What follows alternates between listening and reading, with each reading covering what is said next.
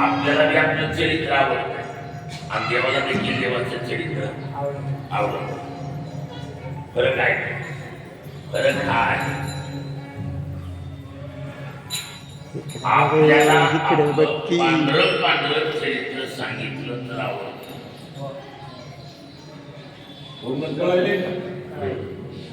सगळीनं जर कुणी काळ्या चरित्राला हात घातला काय राग येतो का राग येत? देवाला कसं आहे त्याच चोरी मारामारी व्यभिचारासारखं चरित्र जरी वर्णन केलं तरी देवाला त्याची आवड. म्हणून आपल्या त्याच्यात फरक कळाला का नाही? आपल्याला आपलं चांगलं चांगलं चरित्र सांगितलं बरं वाटतं. त्याला कसलंही चरित्र वर्णन करा गोकुळात तरी त्याला त्याची काय आवडी कुठे देव कृपा करतो. म्हणून चरित्र दुसरीकडलं नाही, फक्त गोकुळात. आता गोकुळाचं कसे देव ज्यावेळेला गोकुळात काय गोकुळात देवानं प्रवेश केल्याबरोबर चिंता ते पळाली गोकुळा माझे, चिंता ते पळाली गोकुळा माझे, चिंता ते पळाली गोकुळा माझे, तरी केला प्रवेश विजयी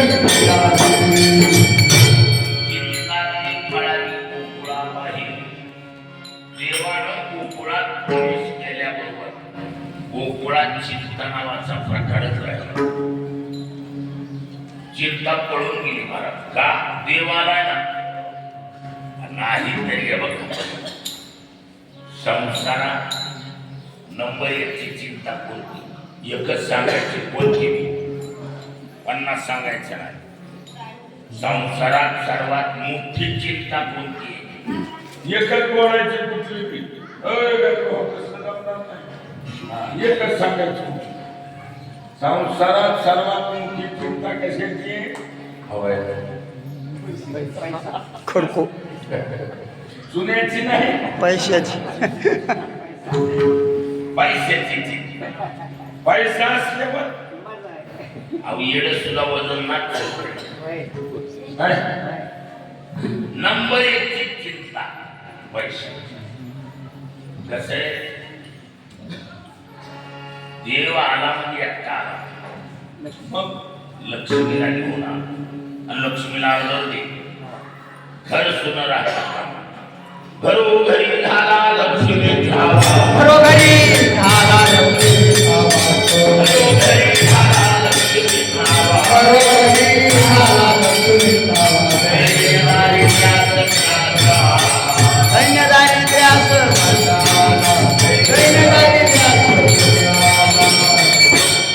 घरोघरी झाला लक्ष्मीचा वास, दैन्यदारिद्र्यास त्रास आला.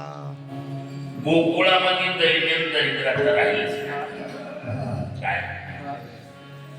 देव प्रत्यक्ष घराघरात लक्ष्मीनं प्रवेश केल्यामुळे गोकुळात दैन्य दरिद्रता राहील. म्हणजे संसारातली चिंता संपली महाराज. कसं पैसा असल्यावर बाया सुद्धा नटून नाचतात.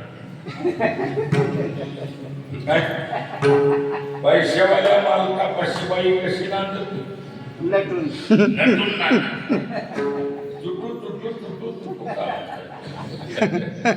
पैसा नसलेल्या मालकापाशी बाई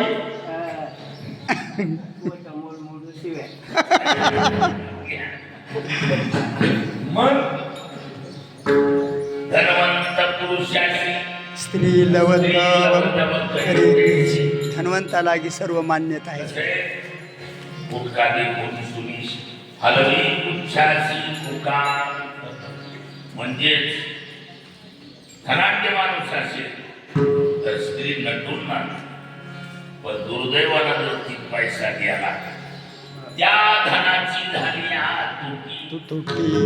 स्त्री वसवसुनी लागे पाठी आता नाव तुमच्या गोष्टी वा. रागी उठी फडफडून वा. असं आहे.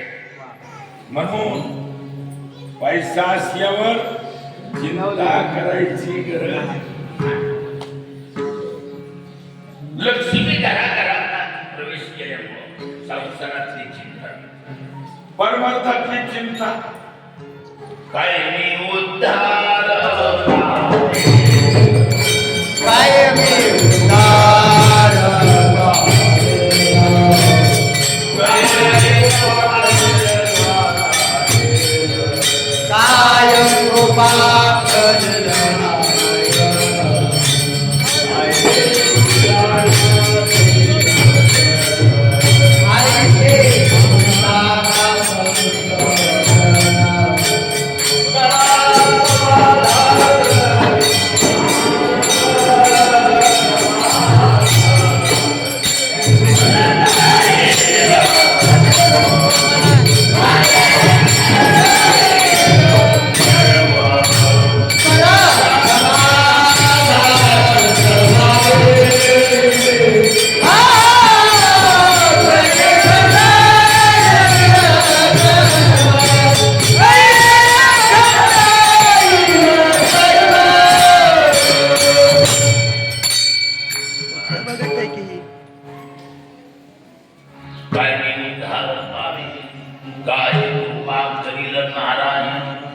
ऐसे तुम्ही सांगा संतज करा समाधान चित्त माझी ही परमार्थाची.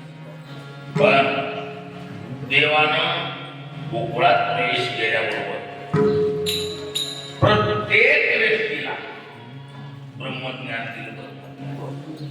काय दिलं? लोका गोकुळीच्या झाले ब्रह्मज्ञान. लोका गोकुळीच्या झाले ब्रह्मज्ञान.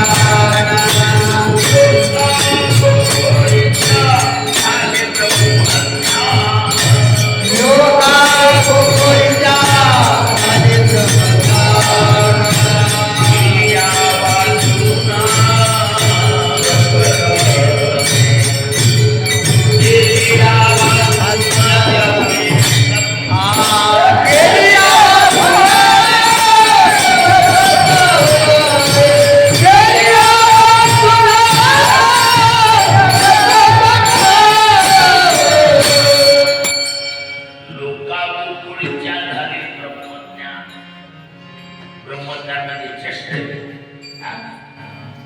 भाजी भाकरीचं ज्ञान घ्यायचं म्हणलं तर केवढा दिवस पोट भरायची विद्या जरी शिकायचं म्हणलं एखाद्या नोकरीसाठी किती जीव काढावं तरी चिटकल म्हणून वाचत.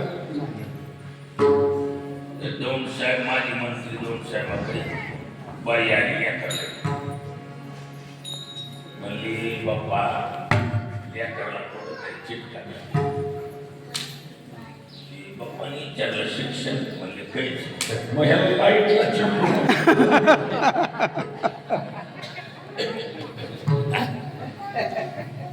आज शिक्षण असल्याशिवाय आठवत मिळते का भाजी भाकरीचं ज्ञान लवकर मिळालं.